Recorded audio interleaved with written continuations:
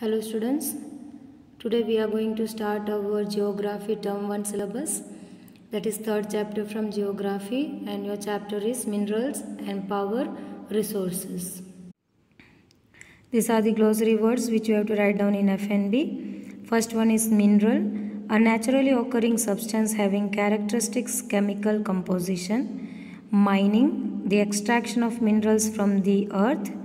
Exhaustible source or non-renewable sources, sources which cannot be replenished in a short period of time. Next you are having inexhaustible or renewable energy sources, sources which can be replenished over a period of time.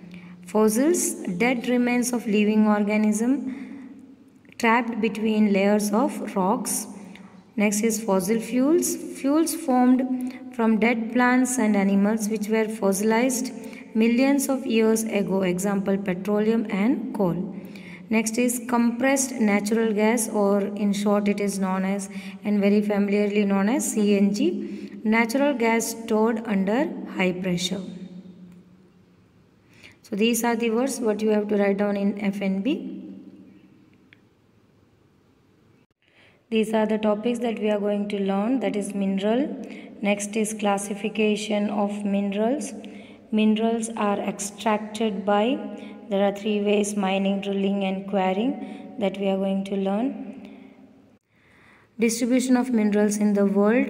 So continent, countries and minerals we are going to learn.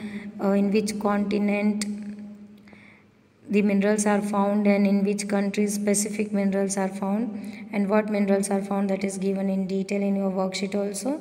We are going to learn it from textbook. And the other topic that we are going to learn is distribution of minerals in India. So you can see the minerals name and the places where it is found. Next is uses of minerals and even the conservation of minerals, that we are going to learn. The R3 measures already you know about and you are familiar about this. Next, the topic is power resources. So conventional sources and non-conventional sources, we are going to learn it. So these are the topics that we are going to cover in your chapter.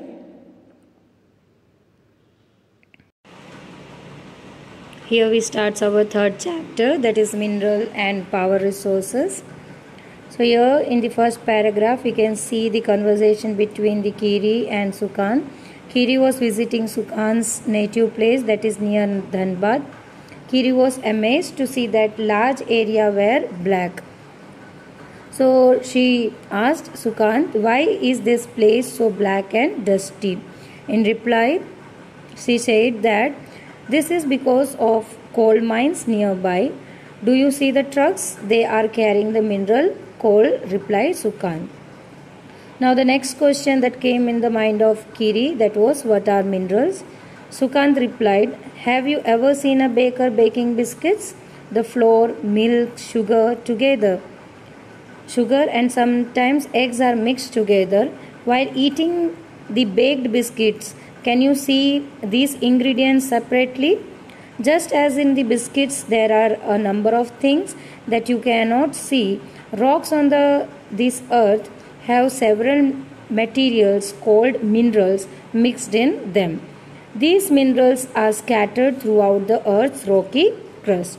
So here the Sukant has given a simple reply with the example of biscuits. Like biscuits is having many ingredients, we cannot identify each ingredient while eating. Same as minerals are also having different ingredients that are mixed in that portion, or you can say minerals.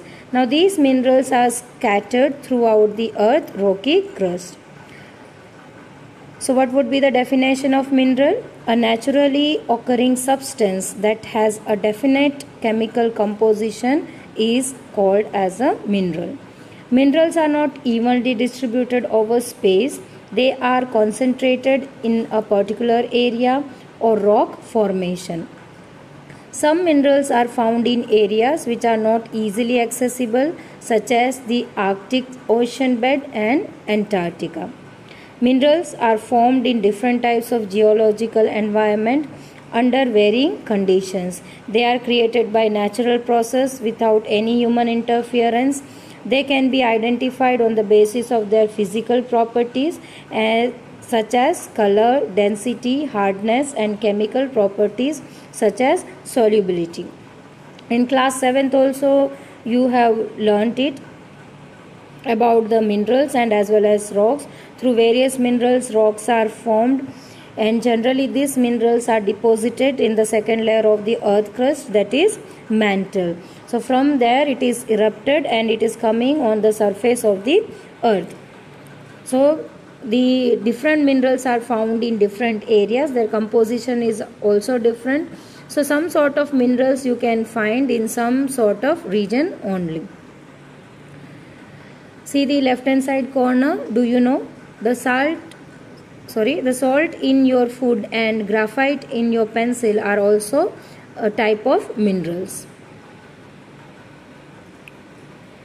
The next topic is types of minerals.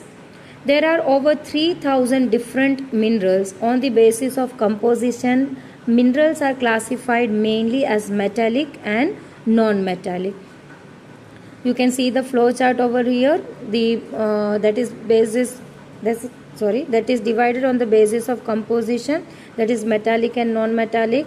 Again, the metallic is subdivided into two, that is ferrous and non-ferrous. See the right hand side corner. Do you know a rock is an aggregate of one or more minerals but without definite composition of constituent of mineral. Rocks from which minerals are mined are known as ores. Although more than 2800 types of minerals have been identified, only about 100 are considered ore minerals. So how the mineral are extracted? When it is extracted from minerals, so these are generally known as ores. It is extracted from the rocks. So generally they are known as ores. From iron ores, what you will get? You will get the iron. So it is in raw form, then it is being processed, then only you get the final product as iron. Here we can see the two classification. First we will learn about the metallic form of mineral. So metallic minerals contain metal in raw forms, as I said. Metals are hard substance that conduct heat and electricity and have a characteristics of luster or shine. So it can also break this metallic mineral when it is heated, and it is a shiny material also. Iron ore, bauxite, manganese ore are some example of metallic minerals. Metallic minerals may be ferrous or non-ferrous. Now what do you mean by ferrous or non-ferrous? Ferrous minerals like iron ore, manganese and chromites contain iron in that. A non-ferrous mineral does not contain iron but may contain some other metal such as gold, silver, copper or lead. So in short, non-ferrous minerals are more costly. The ferrous minerals are costly but not compared to the non-ferrous minerals. So here you understood the difference between the ferrous and non-ferrous. Ferrous minerals which is having iron in it, and the non-ferrous which does not contain the iron but it contains some other metal like gold, silver, copper or lead. Non-metallic minerals do not contain metals because it is so in the name only you can identify that it is non-metallic. It means it do not contain metal. Limestone, mica and gypsum are example of such minerals. The mineral fuels like coal and petroleum are also non-metallic minerals.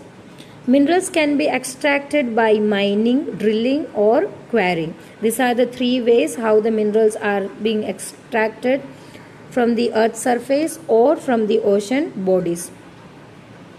You can see the flow chart again over here. That is the extraction of minerals. Already we have known with the three names: mining, drilling and quarrying.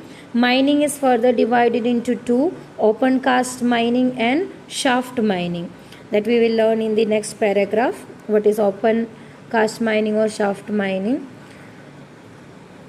See the last paragraph of this page. The process of taking out mineral from rocks buried under the earth surface is called as mining. So directly from the earth crust, which the mineral which are buried under the earth surface is called as mining. This process is called as mining.